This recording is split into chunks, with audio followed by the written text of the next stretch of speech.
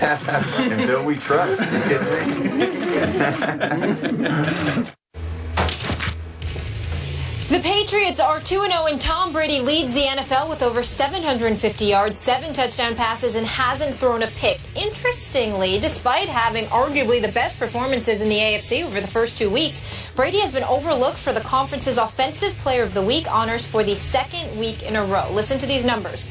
Week 1, it was Marcus Mariota who threw a TD with a QBR of 95.7 against the Bucs, compared to Brady, who also threw 4 touchdowns with a QBR of 91.2 against Pittsburgh. In Week 2, it was Ben Roethlisberger, who had a completion percentage of near 80% and a 99.4 QBR against the Niners, compared to Brady, who threw 466 yards and 3 TDs against the Bills. Did you get all that? A lot of numbers there, Skip Bayless.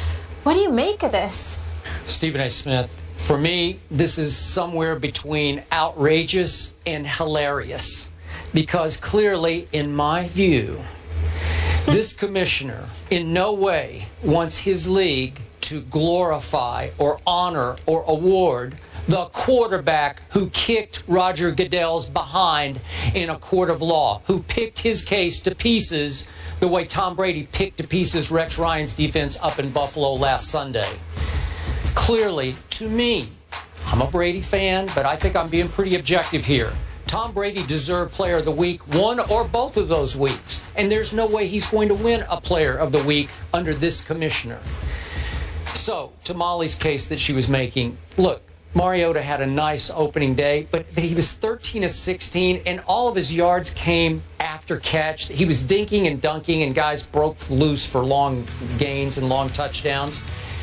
Meanwhile, Brady versus Big Ben on opening night. Remember that game? You don't think Brady outplayed Big Ben, albeit in Foxborough, with 4 touchdown passes on opening night? And then this past Sunday, I know Ben had a really nice game and threw 3 touchdown passes at home against the 49ers.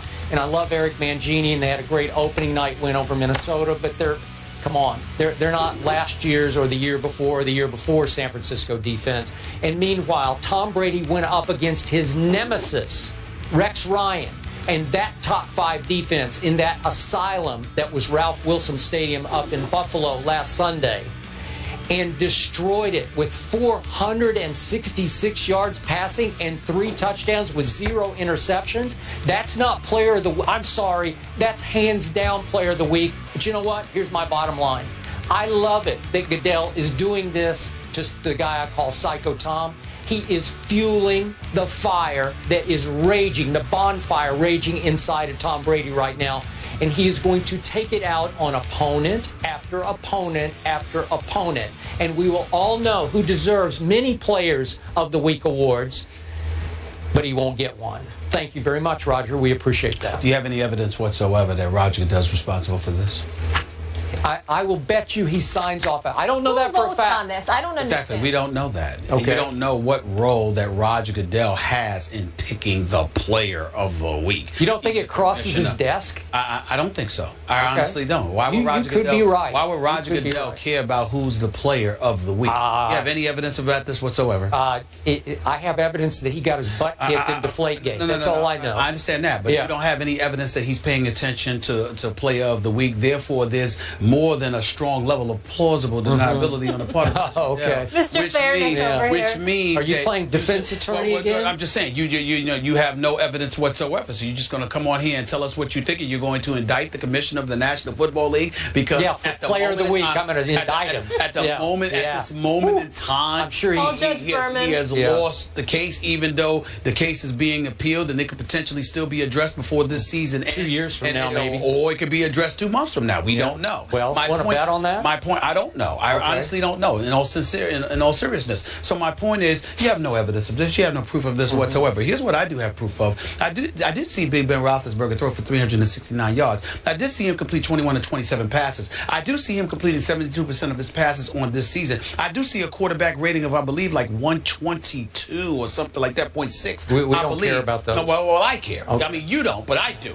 And so when you consider that, along with the fact that he is Big Ben, along along with the fact that he is accustomed to shrugging off defenders, along with the fact that he is accustomed to standing in the pocket, and he doesn't engage in too many dipping and dunking the way that Tom Brady does, well, more than 70% of his passes. I would sit there and say you might have an argument about Tom Brady versus Marcus Mariota in week 1, but I have no problem with Big Ben Roethlisberger. Oh, please. Are you kidding me? You said you're a diehard Steelers fan. I have no problem whatsoever. I object. Hold on. Your objection is overruled. Here's the point. Says the defense attorney. Here's the point. Here's the point, Skip Bayless. What I am trying to say is simply this: Tom Brady and those 466 yards. I can't wait till my man Mark Schlereth gets up in here to defend my position, because as great as Tom Brady is, and there's no debating nor is any questioning his greatness, what I am anxious for Schlereth to break down is how many, and I sort of throw to Gronkowski, I sort of throw it in there at the end of the game to Amendola. I am in no way implying that Tom Brady cannot, nor has he not made those fantastic throws throughout his career, every season after season after season. But primarily, it's a relatively safe passing game, two-step drop, quick drop off. And who does he have to throw too deep? Tell me somebody. Nobody. Aaron Dobson? Again. Seriously. I'm just give saying, me one. No, I'm giving you that. I'm giving you the fact that Tom Brady has been fantastic in that regard on the rare occasion he throws those passes. But what I see Tom Brady doing on a rare occasion, I see Big Ben Roethlisberger having to do over and over and over again. Now, Ben Roethlisberger has been second-tier status, but he has now elevated himself to first-tier status. Ben Roethlisberger is an elite quarterback and a future Hall of Famer in the game of football, still playing right now. When you talk about great quarterbacks in the AFC, I would put Big Ben Roethlisberger at this moment in time even ahead of Peyton Manning. I'm gonna be real with you. I think it's I think it's Brady, Big Ben, and Peyton, as opposed to it being the other way around. Big Ben is no longer on the outside looking in. Okay, that's fine. At that elite status. But so, you cannot put this performance ahead of Tom Brady. Well, listen, you can't. I can. I thought that Ben Roethlisberger was absolutely sensational. Okay, I really did. Time out. I think that. Now I just want one answer from you. Here's the argument you got against me. Antonio Brown, I do believe at this moment is the best receiver in football. And if Tom Brady had Antonio Brown, that's fair. Bombs away. That's fair. Now but I'm saying he wouldn't do any better than Big Ben. He would just do what Big Ben is doing, because Big Ben. You got to remember, Antonio Brown is fresh off 129 receptions for nearly 1,700 yards last year. He started out this year to get game 2, 9 receptions for 195 yards. So what I'm saying to you is that Brady would do that. It's not like he would do better than Big Ben is doing. He would just do probably what Big Ben is doing. So we can't take away from what we're seeing from Big Ben. Case dismissed. Okay. I'm about to close my case right now. I need one answer from you. Who had the higher degree of difficulty on Sunday? Ben versus the 49ers at home, or Tom versus Rex Ryan in Buffalo? I would say to you, Tom versus Rex Ryan in Buffalo, because of Buffalo's defense, but I would also make this argument against you. There are many occasions where you have sat across from me and you have made the argument. It was supposed to be difficult. Tom Brady just made it look easy. So I would suggest to you that San Francisco, based off of what we saw Monday night, with Eric Mangini as the defensive coordinator, was supposed to make it difficult. Big Ben just made it look easy. Okay. That's what I'm trying to say. Yeah. But that's what I'm trying to say. You did admit that the higher degree of difficulty was clearly up in Buffalo. On paper, and in terms of going into the season. What happened on the field, Big Ben made it look easy, along with Antonio Brown. How many times has Rex made it look really hard on Tom Brady? How many times has he made it look easy? I recall Tom Brady beating him 45-3. That was the butt fumble game. I recall Tom Brady beating him 9 of the previous 13 times. What's the difference now? He owns Rex Ryan. He knows Rex Ryan. He's familiar with Rex Ryan. Big Ben Roethlisberger don't have to deal with Eric Mangini too much. It's relatively new to him, but he went out there and handled his business. By the end of the year, will the 49ers be a top 10 defense? Yeah, I think so. Oh, you really? I think so.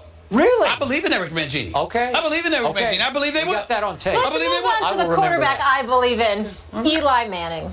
The Giants did something in the first 2 weeks that had never been done before, but it's not such a good thing. So, are the G-Men a threat in the NFC East or an accident waiting to happen? Did you write this, Stephen A? Mark Schlereth will tell us. Somebody biting my lines, that's all.